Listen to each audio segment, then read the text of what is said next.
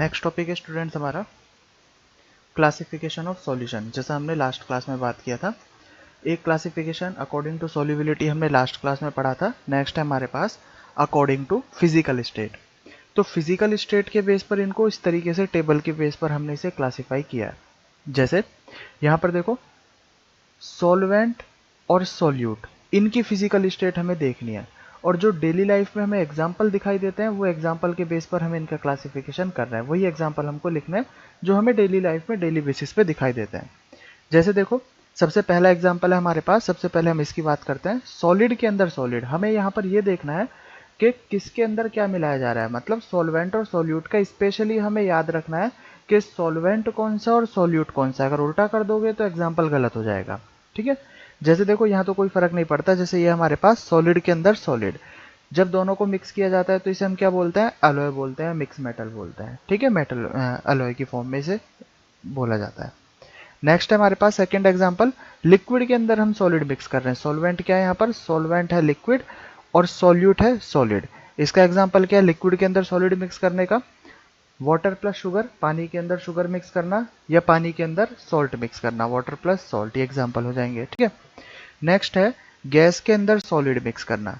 तो गैस के अंदर सॉलिड का सबसे अच्छा एग्जांपल है डस्ट एयर। यहाँ पर एयर क्या होती है, एयर गैसियस फॉर्म में होती है, और उसमें जो डस्ट के पार्टिकल होते हैं वो डस्ट के पार्टिकल सॉलिड की फॉर्म में प्रेजेंट होते हैं। ठीक है, नेक्स्ट एग्जांपल होगा हमारे पास सॉलिड के अंदर लिक्विड। अब देखो, सॉलिड के अंदर जो लिक्विड मिक्स किया जाता है उसका एग्जांपल है अमलगम। हम बोलते हैं उसे अमलगम। अमलगम जैसे जिंक अमलगम होता है या सोडियम अमलगम होता है। तो अमलगम में एक्चुअल में क्या होता है, ये जो जिंक है, ये जिंक है हमारे पास सॉलिड फॉर्म के अंदर, और ये जो मरकरी है, मरकरी मेटल होता है लेकिन ये लिक्विड फॉर्म में होता है। तो ये जो जिंक अमलगम के बीच में बॉन्ड बन रहा है, ये किसके बीच में बन रहा है, ये सॉलिड के अंदर लिक्विड का बॉन्ड बन रहा है। ठीक है, इसीलिए हम क्या बोल रहे हैं, सॉलिड के अंदर लिक्विड वाला सॉल्यूशन। नेक्स्ट एग्जांपल है बहुत सिंपल। नेक्स्ट एग्जांपल ये हम डेली लाइफ में देखते ही हैं, लिक्विड प्लस लिक्विड। तो लिक्विड के अंदर लिक्विड का एग्जांपल वाटर प्लस मिल्क। यहाँ पर दोनों ही कौन सी फेज में है, दोनों यहाँ पर लिक्विड की फेज में होते हैं। ठीक है, नेक्स्ट है गैस के अंदर लिक्विड का एग्जांपल। गैस की क्वांटिटी ज़्यादा होनी चाहिए क्योंकि वो सॉल्वेंट है, और लिक्विड की क्वांटिटी कम होनी चाहिए। तो ये है हमारे पास फॉग, गुजराती में पेजवाड़ी हवा भी बोलते हैं इसको। तो फॉग इसका एग्जांपल है जिसमें गैस के अंदर लिक्विड, मतलब लिक्विड क्या होता है यहाँ पर, पानी के फॉर्म में प्रेजेंट रहता है। ठीक है, नेक्स्ट एग्जांपल है हमारे पास सॉलिड के अंदर गैस। ठीक है, तो ये 12th क्लास में एक इलेक्ट्रोकेमिस्ट्री चैप्टर आता है, वहां पर ये टॉपिक पढ़ाया जाता है एड्सॉर्प्शन का। ठीक है, जहां पर सॉलिड के अंदर गैस का एग्जांपल बताया जाएगा। अभी सिर्फ हमें याद रखना है कि प्लेटिनम वायर के ऊपर H2 का एड्सॉर्प्शन एक्चुअल में क्या होता है। जैसे ये प्लेटिनम वायर होता है, ये प्लेटिनम वायर है। ठीक है, इस प्लेटिनम वायर के चारों तरफ ये H2 गैस आ जाती है। ये जो बाहर कौन सी गैस चिपकी हुई है, ये H2 गैस चिपकी हुई है। ठीक है, और ये कौन सा वायर है हमारे पास, ये प्लेटिनम वायर है। नेक्स्ट एग्जांपल है लिक्विड के अंदर गैस। लिक्विड के अंदर गैस का example soda water, cold drink हम लोग देखते हैं डेली लाइफ में, तो लिक्विड के अंदर गैस होती है। नेक्स्ट है गैस के अंदर गैस। गैस के अंदर गैस का एग्जांपल एयर। एयर के अंदर बहुत सारी गैस मिक्स होती है। ठीक है, या फिर इसे हमने इस फॉर्म में लिख दिया N2 plus H2 plus O2, या और भी गैसेस हो सकती हैं एक्सेट्रा। ठीक है, तो ये सिंपल सा क्लासिफिकेशन है। जेई के हिसाब से और नीट के हिसाब से इसका इंपॉर्टेंस बहुत कम है, बोर्ड में पढ़ा दिया जाता है। नेक्स्ट जो टॉपिक है सॉल्यूशन का, जहां से हमारा चैप्टर स्टार्ट होता है न्यूमेरिकली, वो ये टॉपिक है हमारे पास कंसंट्रेशन। ठीक है, तो सबसे पहले हम कंसंट्रेशन की बात करेंगे। कंसंट्रेशन क्या होता है, कंसंट्रेशन और क्वांटिटी के अंदर क्या डिफरेंस होता है उसके बारे में हम बात करते हैं। देखो, क्वांटिटी का मतलब क्या होता है, जैसे अगर मैं एक गिलास पानी के अंदर मैं 10 ग्राम शुगर डिजोल्व कर रहा हूँ, 10 ग्राम मैंने शुगर डिजोल्व किया, तो ये 10 ग्राम क्या है, ये 10 ग्राम शुगर की क्वांटिटी है, कंसंट्रेशन नहीं है। ठीक है, ध्यान से समझना। जैसे एक एग्जांपल लिया जाए, अगर हमें सिर्फ क्वांटिटी बोला गया है कि 10 ग्राम शुगर, और ऐसा बोल दिया कि 10 ग्राम शुगर को पानी के अंदर डिजोल्व करके लाओ, पानी का क्वांटिटी हमें नहीं बताया, तो हो सकता है मैं 10 ग्राम शुगर को एक गिलास पानी के अंदर डिजोल्व कर लाऊं, या 10 ग्राम शुगर को 2 गिलास पानी के अंदर डिजोल्व करके लाऊं, क्योंकि पानी की क्वांटिटी हमें नहीं बताई गई। ठीक है, तो अब जब इन दोनों सॉल्यूशन को कंपेयर किया जाएगा तो क्या इन दोनों की प्रॉपर्टी सेम रहेगी, क्या इन दोनों का टेस्ट सेम रहेगा, नहीं रहेगा, दोनों का टेस्ट अलग अलग होगा। तो इस बेस पर स्टडी नहीं की जा सकती, क्वांटिटी के बेस पर। लेकिन अगर ऐसा बोला जाए कि 10 ग्राम शुगर पर ग्लास डिजोल्व करके लाना है, तो हमने क्या बोला, हमने 10 ग्राम शुगर को कंपेयर किया किससे, सॉल्यूशन की क्वांटिटी से, मतलब एक ग्लास पानी के अंदर 10 ग्राम शुगर होना चाहिए।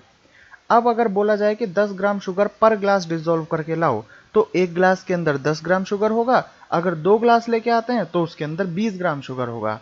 अब इनकी प्रॉपर्टी अगर देखी जाए तो क्या इनकी प्रॉपर्टी सेम होंगी, एग्जैक्टली इनकी प्रॉपर्टी सेम होंगी, ठीक है, इनका जो टेस्ट होगा वो सेम होगा।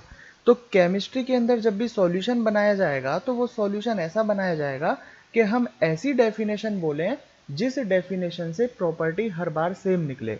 तो वो कौन सी एक्यूरेट है, क्वांटिटी या कंसंट्रेशन, वो एक्यूरेसी आती है कंसंट्रेशन के अंदर, ठीक है। तो कंसंट्रेशन हमारे पास यही है। इसकी देखो डेफिनेशन की बात करते हैं हम, कंसंट्रेशन की डेफिनेशन क्या हो जाएगी,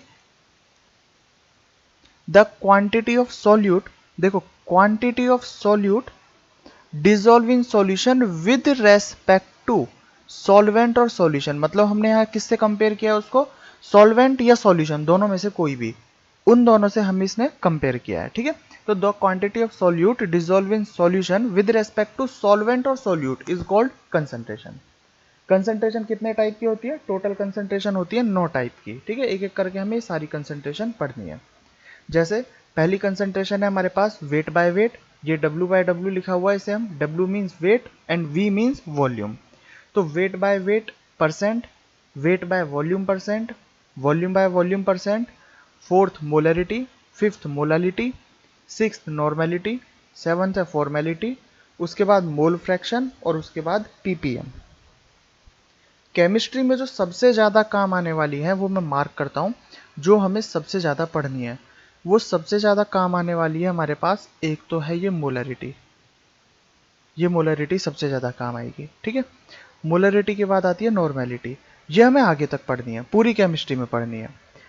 एक मोल फ्रैक्शन काम आएगा। ये 3 टाइप की कंसंट्रेशन सबसे ज़्यादा हमारे काम आने वाली है, ठीक है।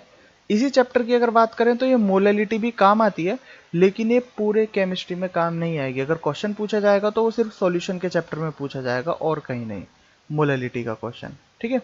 बाकी फॉर्मेलिटी का मैं बता देता हूँ कि इसकी हमें सिर्फ फॉर्मेलिटी ही कंप्लीट करनी है, ये इस चैप्टर के अलावा इसका कहीं भी नाम सुनने को नहीं मिलेगा। ये ppm भी हमारा इतना इंपॉर्टेंट नहीं है, और ये तीनों कंसंट्रेशन है फर्स्ट सेकंड एंड थर्ड, ये सिर्फ कन्वर्जन के काम आएंगी कि हमें वेट बाय वेट दे दिया गया तो उसे मोलरिटी में या नॉर्मेलिटी में कैसे कन्वर्ट किया जाता है। हमारा जो सबसे ज़्यादा फोकस रहेगा वो रहेगा मोलरिटी, नॉर्मेलिटी, मोलैलिटी और मोल फ्रैक्शन के ऊपर। ये सबसे ज़्यादा इंपॉर्टेंट कंसंट्रेशन है, और फर्स्ट थर्ड तो बिल्कुल ईजी कंसंट्रेशन है, ठीक है। अब देखो ऊपर की डेफिनेशन से अगर बात की जाए तो डेफिनेशन क्या बताई गई कंसंट्रेशन की, the quantity of solute dissolve in solution with respect to solvent और सॉल्यूशन, ठीक है। तो उसी के बेस पर यहाँ पर ये जो डेफिनेशन लिखी गई है ये किस तरीके से लिखी गई है इसे ध्यान देना। जैसे कंसंट्रेशन है तो कंसंट्रेशन का फॉर्मूला क्या हो जाएगा, यहाँ लिखा है मैंने क्वांटिटी की जगह अमाउंट ऑफ सॉल्यूट। अमाउंट का मतलब यहाँ वेट भी हो सकता है, वॉल्यूम भी हो सकता है, मोल भी हो सकता है, कुछ भी हो सकता है अमाउंट का मतलब, ठीक है। तो कहने का मतलब ये है कि फॉर्मूले में ऊपर हमेशा क्या आएगा, सॉल्यूट का अमाउंट, और नीचे हमेशा क्या आएगा, सॉरी ये सॉल्यूट नहीं ये सॉल्वेंट होगा, ठीक है। नीचे हमेशा क्या आएगा, सॉल्वेंट और सॉल्यूशन का अमाउंट, इन दोनों कोई भी। तो हमने सॉल्यूट को किससे कंपेयर किया, सॉल्वेंट और सॉल्यूशन से कंपेयर किया, ठीक है। आगे देखते हैं अब एक एक करके इन डेफिनेशंस को। हमें दिमाग में क्या रखना है, कंसंट्रेशन का फॉर्मूला मतलब ऊपर सॉल्यूट नीचे सॉल्वेंट या सॉल्यूशन, इन्हीं के बेस पर इनका अलग अलग क्लासिफिकेशन है। सबसे पहला है हमारे पास weight by weight percent. Percent लिखा हुआ है, इसका मतलब बेस क्या होना चाहिए, 100। हम 100 में से बात करेंगे, ठीक है। तो फॉर्मूला देखो, जैसे पहले लिखा था मैंने amount of solute upon amount of solvent और सॉल्यूशन, तो यहाँ क्या लिखा हुआ है, वेट ऑफ सॉल्यूट, W लगा हुआ है, W का मतलब वेट, तो wait of solute divided by weight of solution multiply by 100। 100 किस लिए आया, क्योंकि हम परसेंट की बात कर रहे हैं। अगर ppm की बात करते, मिलियन की बात करते, तो यहाँ पर क्या आ जाता, 10⁶ आ जाता, इसलिए क्या आया, ये 100 आया, ठीक है। तो wait of solute upon weight of solution into 100। Next point है, इट इज टेम्परेचर इंडिपेंडेंट। इसका क्या मतलब है टेम्परेचर इंडिपेंडेंट का, अगर टेम्परेचर को इंक्रीज किया जाए तो टेम्परेचर इंक्रीज करने से ना तो सॉल्यूट का वेट इंक्रीज होगा ना सॉल्यूशन का वेट इंक्रीज होगा। ये दोनों ही टेम्परेचर इंडिपेंडेंट क्वांटिटी। अब एग्जांपल से हम इसका मतलब समझते हैं कि इसका मतलब क्या होगा। देखिए, डेफिनेशन का मतलब समझना बहुत जरूरी है, क्योंकि अगर हमें एक बार डेफिनेशन का मतलब समझ में आ गया, हम क्वेश्चंस बहुत इजीली कर सकते हैं, हमें फॉर्मूला भी याद रखने की जरूरत नहीं है। जैसे अगर हमें बोल दिया गया कि 25% wait by wait ethanol aqueous solution, अब इसका मतलब क्या होगा? तो इसका मतलब ये है कि देखो, सबसे पहली बात परसेंट बोला गया है। परसेंट का मतलब क्या होता है? बेस क्या होना चाहिए इसका? 100 बेस होना चाहिए। ठीक है, इस 100 बेस का मतलब है कि टोटल सॉल्यूशन हमारे पास 100 है। टोटल सॉल्यूशन अगर हमारे पास 100 है तो इसका मतलब ये होगा कि उसमें से 25 इथेनॉल है। तो 100 ग्राम सॉल्यूशन में 25 ग्राम क्या होगा? इथेनॉल होगा। तो पानी कितना होगा?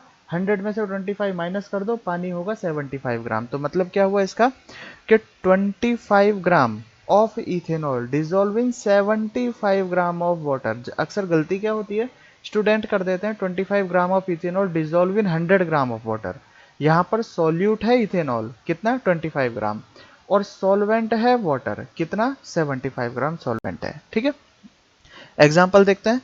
Find the weight of NaOH in 150 gram of solution having 75% wait by wait concentration. ठीक है, यहाँ पर हमें देखो 75% वेट बाय वेट क्या दिया गया है? ये कंसेंट्रेशन पहले से दिया गया है। तो फॉर्मूला देखो ऊपर, फॉर्मूले में लिखा हुआ है weight by weight percent equal to, weight by weight percent कितना है? 75। तो यहाँ लिखा हमने ये 75 equal to weight of solute हमें निकालना है कितना है, तो उसकी जगह लिख दिया हमने W divided by weight of solution. Solution का वेट कितना है? टोटल 150 ग्राम सॉल्यूशन हमें गिवन है, मल्टीप्लाई बाय 100। तो यहाँ से हम डायरेक्टली क्या निकाल सकते हैं? वेट निकाल सकते हैं। W कितना आएगा? 112.5 ग्राम आएगा। ठीक है, इसी तरीके से हम नेक्स्ट बात करते हैं। सेकेंड कंसेंट्रेशन है हमारे पास, सेकेंड है हमारे पास weight by volume. Last definition की तरह ये बिल्कुल सेम, बस डिफरेंस कितना? जहां W लगा हुआ था, W की जगह V आया, और V का मतलब होता है वॉल्यूम। तो डेफिनेशन क्या होगी देखो, जैसे ऊपर लिखा हुआ ये वेट ऑफ सॉल्यूट, ये है wait of solute divided bye V है, तो वॉल्यूम ऑफ सॉल्यूशन हो जाएगा। इस V की जगह हमने क्या लिख दिया? Volume of solution, multiply by percent लगा हुआ है इसलिए ये 100 आ जाएगा। ठीक है, weight by wait temperature independent था, लेकिन ये टेम्परेचर डिपेंडेंट है। एक्चुअल में देखो क्या होगा, खुद सोचो। जैसे 25% जैसे 25 डिग्री सेंटीग्रेड पर हमें कोई भी कंसेंट्रेशन बोल दिया। मान लो 25 डिग्री सेंटीग्रेड पर हमें बोल दिया गया 10% wait by volume, 10% wait by volume ऐसा हमें बोला गया। फिर हमें बोला गया कि हमने टेम्परेचर इंक्रीज किया, और टेम्परेचर इंक्रीज करके उसको 50 डिग्री सेंटीग्रेड कर दिया। तो टेम्परेचर इंक्रीज करने से क्या होगा? टेम्परेचर इंक्रीज करने से वॉल्यूम ऑफ सॉल्यूशन बढ़ जाएगा। टेम्परेचर बढ़ने से वॉल्यूम बढ़ जाता है। अगर वॉल्यूम बढ़ जाएगा तो टोटल क्वांटिटी घट जाएगी। तो मे बी पॉसिबल ये 10% से कम होके, डिपेंड करता है वैसे टेम्परेचर के ऊपर। तो जैसे एग्जांपल लिया हमने, मे बी पॉसिबल ये 10% से डिक्रीज होके 5% रह जाए। तो इसका मतलब क्या हुआ कि ये टेम्परेचर डिपेंडेंट क्वांटिटी है, क्योंकि टेम्परेचर बढ़ाने से वॉल्यूम ऑफ सॉल्यूशन चेंज होता है, इसीलिए ये कंसेंट्रेशन भी चेंज होगी। ठीक, ठीक है। थर्ड है हमारे पास वॉल्यूम बाय वॉल्यूम। जैसे पहले ही दोनों डेफिनेशन थी सेम, ये यहाँ पर W की जगह क्या आ जाएगा? बस V आया है। तो यहाँ पर क्या होगा देखो, volume of solute divided by volume of solution multiply by 100, इसी तरीके से रहेगा। अब दोनों ही वॉल्यूम है तो सीधी सी बात है, टेम्परेचर चेंज करने पर ये वॉल्यूम तो चेंज होगा। तो ये क्या होगा हमारे पास? ये टेम्परेचर डिपेंडेंट क्वांटिटी होगी। ठीक है, एग्जांपल देखो, 25% volume by volume ethanol aqueous solution, इसे हम कैसे पढ़ेंगे? 25, अब V लिखा हुआ है तो इसलिए हमने ग्राम की जगह क्या लिया? यहाँ पर ml लिया, वॉल्यूम लिया। 25 ml of ethanol dissolve in 75 ml of water. ठीक है, यहाँ तक कोई प्रॉब्लम नहीं होगी। नेक्स्ट है हमारे पास अब थोड़ी सी इंपॉर्टेंट मोलरिटी। मोलरिटी के बारे में बात करते हैं। सबसे पहले हम मोलरिटी की डेफिनेशन के बारे में बात करते हैं। अगर हमें डेफिनेशन याद है तो हम बहुत सारे क्वेश्चन इसके विदाउट फॉर्मूला कर सकते हैं। तो डेफिनेशन हमें समझ में आना चाहिए। देखो डेफिनेशन क्या है, the total number of mole of solute. Total number of, यहाँ पर हम बात कर रहे हैं ना तो ग्राम ना वॉल्यूम, मोल ऑफ सोल्यूट की बात कर रहे हैं, यहाँ नोट करना है। Total number of mole of solute dissolve in 1 liter of solution is called molarity।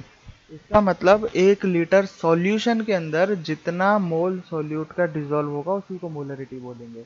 जैसे अगर हमसे बोला गया कि 1 लीटर सॉल्यूशन के अंदर 2 मोल NaCl प्रेजेंट है तो इसकी मोलरिटी कितनी हो जाएगी, 2 molar, denoted by capital M. इस कैपिटल एम को हम क्या पढ़ते हैं, मोलर बोलते हैं, MOLAR, मोलर। ठीक है, ये क्वांटिटी टेम्परेचर डिपेंडेंट होती है क्योंकि फॉर्मूले में हमें दिखाई देता है कि नीचे लिखा हुआ है वॉल्यूम ऑफ सॉल्यूशन और वॉल्यूम चेंज होता है, इसलिए डिपेंडेंट है। ठीक है, तो अकॉर्डिंग टू डेफिनेशन जैसे अगर हमसे बोला गया कि 1 लीटर सॉल्यूशन के अंदर 2 मोल NaCl प्रेजेंट है तो कंसंट्रेशन कितनी हो जाएगी, 2 मोलर। ठीक है, फॉर्मूला देखो इसका, molarity is equal to mole of solute divided by volume of solution. जैसे मैंने बताया था हमेशा ऊपर क्या आएगा, हमेशा ऊपर आएगा सॉल्यूट, ये सॉल्यूट है, और नीचे क्या आएगा, हमेशा सॉल्वेंट और सॉल्यूशन में आएगा। ठीक है, पहले हमने में लिखा था ना अमाउंट, तब अमाउंट में ध्यान दें मोलरिटी में ये चेंज होकर क्या हुआ, मोल, और ये क्या है हमारे पास, वॉल्यूम है। ये मोल अपॉन वॉल्यूम की हमारे पास कंसंट्रेशन है। फॉर्मूला देखो, molarity is equal to 1 second, molarity is equal to, यहाँ पर मोल को डिनोट किया है हमने किससे, मोल को डिनोट किया है स्मॉल एन से, और वॉल्यूम को डिनोट किया है वी से। ठीक है, तो यहाँ पर देखो लिखा हुआ है वॉल्यूम ऑफ सॉल्यूशन लीटर के अंदर, तो मोल ऑफ सॉल्यूट को लिखा हमने स्मॉल एन से और वॉल्यूम ऑफ सॉल्यूशन को लिखा कैपिटल वी से। अब अगर इसे वॉल्यूम में चेंज करेंगे, ml में चेंज करेंगे, तो यहाँ पर किससे मल्टीप्लाई कर देंगे हम लोग, 1000 से मल्टीप्लाई कर देंगे, तो ये हमने 1000 से यहाँ मल्टीप्लाई कर दिया। ठीक है, capital M is equal to, mole का डेफिनेशन हमें पता है, वेट अपॉन मोलर मास, तो ये हमने लिखा W bye molar mass, multiply by 1000 है ही और V सेम है, तो यहाँ पर हमने डिनोटेशन लिखे हुए हैं, N क्या है, number of mole of solute, W wait of solute, MM molar mass of solute, और V क्या है, वॉल्यूम ऑफ सॉल्यूशन। अब इसके हम क्वेश्चंस करके देखते हैं कि क्वेश्चंस किस तरीके से होंगे। देखो, पहला क्वेश्चन है, find the molarity of solution if 80 gram of NaOH dissolve in 500 ml of solution. तो सबसे पहले देखो मैं इसका फॉर्मूले से करके बता देता हूँ, फॉर्मूले से किस तरीके से, उसके बाद हम डायरेक्टली करने की कोशिश करेंगे, डेफिनेशन से करने की कोशिश करेंगे इस क्वेश्चन को। तो देखो यहाँ पर है सॉल्यूशन, देखते हैं इसका हम, यहाँ पर हमें गिवन क्या है, गिवन है हमको वेट, वेट कितना गिवन है सॉल्यूट का, 80 ग्राम वेट हमें सॉल्यूट का गिवन है, 80 ग्राम। ठीक है, वॉल्यूम कितना गिवन है हमको, वॉल्यूम कैपिटल वी गिवन है हमको 500 ml। ठीक है, मोलर मास हम जानते हैं, NaOH का मोलर मास कितना होता है, 40 मोलर मास होता है, तो फॉर्मूला लगा देंगे, molarity is equal to, formula क्या है हमारे पास, weight upon molar mass multiply by volume multiply by 1000। ठीक है, वेट है हमारे पास 80 डिवाइडेड बाय मोलर मास है 40 multiply by volume 500 multiply by 1000। Calculate करेंगे इसे, 40 से 80 कट होगा 2 टाइम्स, और 500 से 1000 कट होगा 2 टाइम्स, तो टोटल कितना है हमारे पास 4, तो बोलेंगे 4 मोलर आया। ठीक है, तो मोलरिटी कितनी हो गई इसकी, 4 मोलरिटी इसकी हो गई। ठीक है, देखो अगर इसे डेफिनेशन से करने की कोशिश करें, थोड़ा सा हमारा दिमाग अगर तेज चलता है तो हम डायरेक्ट इसे देख सकते हैं कि सॉल्यूशन की मोलरिटी के बारे में ऐसा बोला गया है 80 ग्राम ऑफ NaOH, तो हमें पता होना चाहिए कि मोलर मास होता है NaOH का 40, तो 80 ग्राम में टोटल मोल कितने हो जाएंगे, 80 ग्राम में मोल हो जाएंगे 2 मोल, 80 बाय 40 2 मोल आया हमारे पास। ठीक है, अब डेफिनेशन क्या है, डेफिनेशन है 1 लीटर के अंदर total mole of solute is called molarity.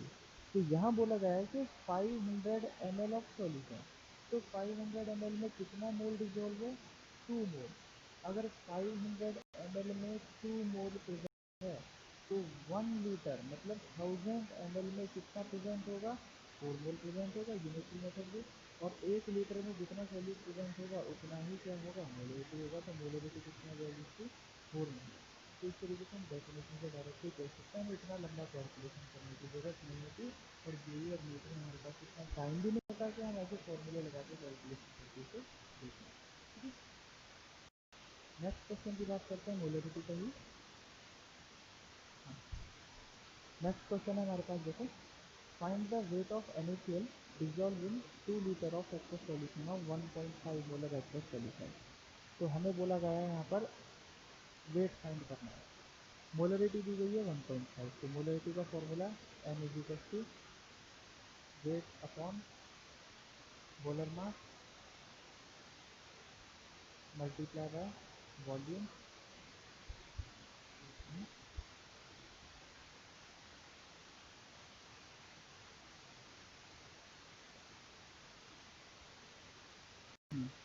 Multiply by volume multiply by 1000।